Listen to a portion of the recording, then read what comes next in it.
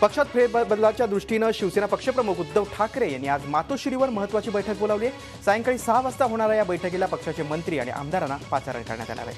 या बैठकीत शिवसेनेच्या काही ज्येष्ठ मंत्र्यांना डच्चू दिले जाणार असल्याची जोरदार चर्चा आहे।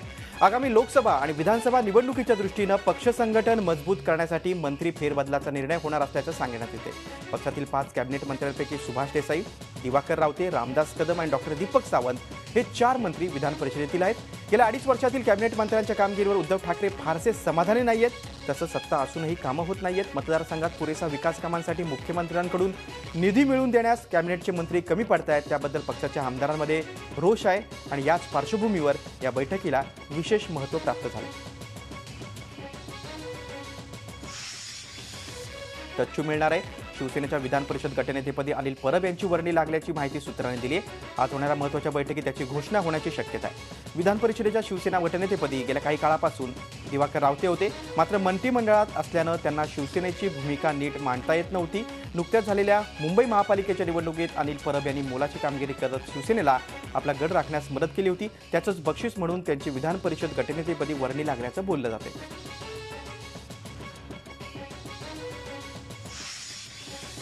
बेस्ट समितीच्या बैठकीत बस भाडेवाढ करण्याचा प्रस्ताव मांडण्यात आला आहे। नव्या प्रस्तावात 50% भाडेवाढ अपेक्षित आहे। या नव्या प्रस्तावानुसार बेस्टचं किमान भाडं 8 रुपयांऐवजी 12 रुपये होणार आहे। आर्थिक घडी विस्कटलेल्या बेस्ट उपक्रमानं महापालिका प्रशासनानं दिलेल्या अहवालाची अंमलबजावणी करण्याचं ठरवलंय। त्यासाठी भाडेवाढीप्रमाणेच काही काटकसरीच्या उपाययोजना सुचवल्या आहेत।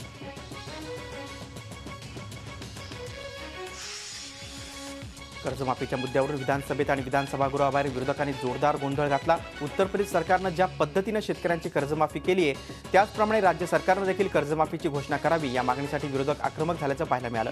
अधिवेशन संपण्याआधी विरोधकांनी कर्जमुक्तीची भूमिका घ्यावी अशी मागणी शिवसेनेचे आमदार शंभूराजे देसाई यांनी केली, तर प्रशांत बंब भाजपचे आमदार हे देखील सभागृहात आक्रमक झाले होते।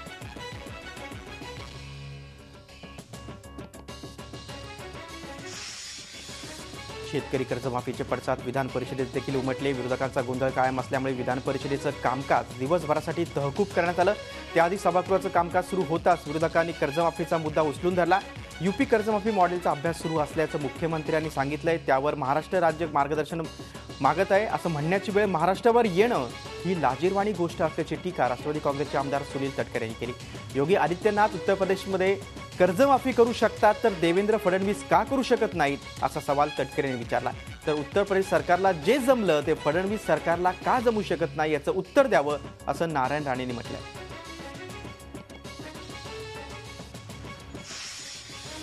उत्तर प्रदेशच्या कर्जमाफी मॉडेलचा अभ्यास सुरू असल्याची माहिती मुख्यमंत्र्यांनी विधानसभेमध्ये दिली आहे। राज्यातल्या शेतकऱ्यांना कर्जमाफी कशी देता येईल याचा विचार सुरू असल्याचं निवेदन मुख्यमंत्र्यांनी म्हटलंय।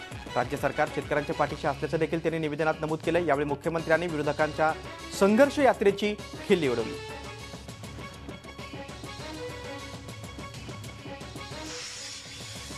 शेतीपूरक व्यवसायासह शेतीसाठी काढलेल्या कर्जाची परतफेड करणं अवघड झाल्यानं आर्थिक विवंचनेतून सातारा जिल्ह्यातल्या वडगाव हवेली इथल्या 2 सख्ख्या शेतकरी भावांनी आत्महत्या केली। याची शासनानं आता गंभीर दखल घेतली आहे। कृषी राज्यमंत्री सदाभाऊ खोत यांना कुटुंबियांची भेट घेऊन दोषी बँक अधिकाऱ्यांवर कारवाई करण्यात येईल असं आश्वासन मंत्र्यांनी दिलंय।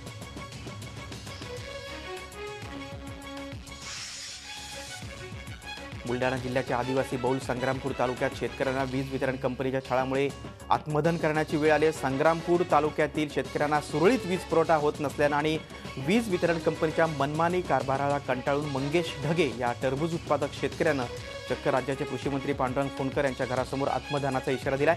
या संदर्भात महावितरणच्या अधिकाऱ्यांची प्रतिक्रिया घेण्याचा प्रयत्न केला असता त्यांनी बोलण्यास स्पष्ट शब्दात नकार दिलाय।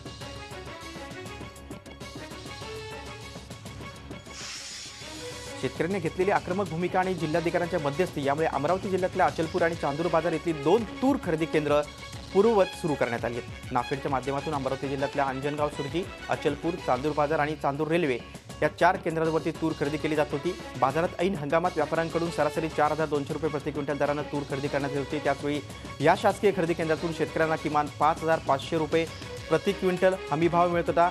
साहजिकच जास्त भाव मिळत असल्यामुळे शेतकऱ्यांनी या खरेदी केंद्रावर गर्दी केली होती। मात्र काही काळानंतर नाफेडनं हे 2 खरेदी केंद्र बंद केली होती।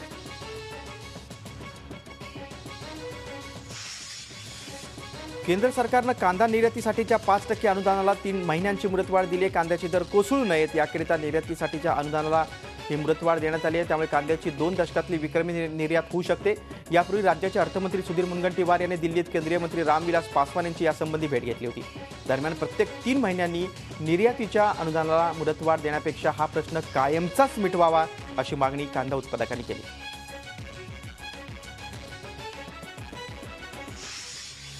नाशिक जिल्हा रुग्णालय भ्रूण हत्या प्रकरणाची गंभीर दखल सरकारी दरबारी घेण्यात आली। आरोग्य सहसंचालक नाशिकमध्ये दाखल झाले, त्यांनी चौकशी सुरू केली आहे। त्यांनी रुग्णालयातल्या अधिकारी आणि कर्मचाऱ्यांची कसून चौकशी केली आहे। झी 24 तासनं जिल्हा रुग्णालयात भ्रूण हत्येची बातमी सर्वप्रथम दाखवली होती। त्यानंतर खडबडून जागा झालेल्या प्रशासनाची एकच धावपळ उडाली होती आणि आता चौकशीला सुरुवात झाली।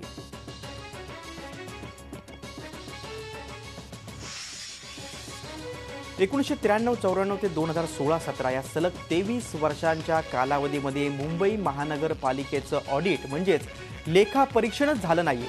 त्यामुळे पालिका स्थायी समितीत शिवसेना भाजपनं प्रशासनाला धारेवर धरलं। लेखापरीक्षणाबाबत प्रशासन गंभीर का नाही असा सवाल शिवसेना भाजपनं केला। ऑडिट केलं जात नाही तर मग बजेट कशाला पास केलं जातं असा सवाल देखील यावेळी त्यांनी केला।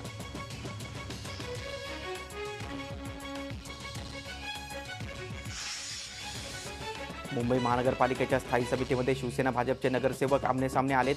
पालिका निवडणुकीनंतर पहिल्यांदा स्थायी समितीची बैठक झाली आणि दोन्ही पक्ष एकमेकांविरोधात उभे ठाकले।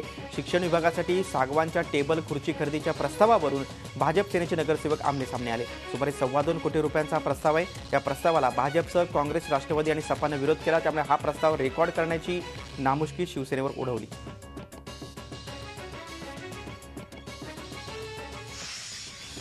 मुंबई महापालिकेच्या स्थायी समितीत भाजपने विरोधकांच्या मदतीने शिवसेनेला पारदर्शक झटका दिला। शिक्षण विभागातील शिक्षकांसाठी सागवानच्या टेबल खुर्ची खरेदी करण्याच्या प्रस्तावावरून भाजप सेना आमने-सामने आली होती। यावेळी भाजपनं पर्यावरणाचा मुद्दा उपस्थित करत या 2.25 कोटी रुपयांच्या प्रस्तावाला विरोध केला।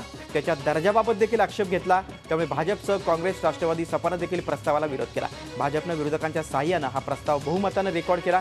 म्हणजे प्रशासनाला आता पुन्हा नव्यानं टेंडर प्रक्रिया पूर्ण करून प्रस्ताव आणावा लागेल।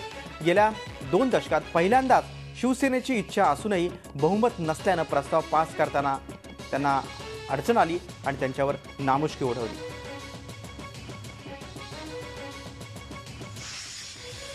दरम्यान शिवसेना दिलेली आश्वासनं विसरत नाही। मालमत्ता कर रद्द करण्यासाठी महापालिका राज्य सरकारला शिफारस करेल असं शिवसेनेचे आमदार अनिल परब यांनी म्हटले। तर शिवसेना नेत्यांवर टीका करताना शिवसेनेची आश्वासनं ही चुनावी जुमले असल्याची टीका मनसेचे माजी नगरसेवक संदीप देशपांडे यांनी केली। मुंबई मनपानं दक्षिण मुंबईतील ए वॉर्डमध्ये पार्किंग पॉलिसी लागू केल्यानंतर आता यावरून भाजपमध्येच घमासान सुरू झाले। भाजपचे स्थानिक आमदार राज पुरोहित आणि कुलाबा कप परेडचे भाजप नगरसेवक मकरंद नार्वेकर आमने-सामने आले।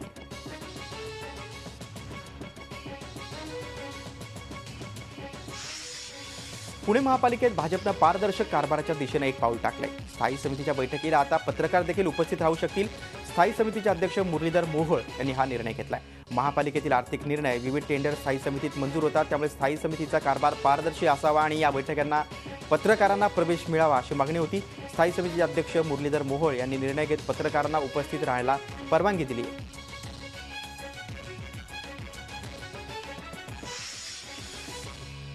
उल्हासनगर महापालिकेच्या महापौरपदी भाजपच्या मीना ऐलानी तर उपमहापौरपदी जीवन उर्फ राजू इग्नानी यांची बिनविरोध निवड करण्यात आली।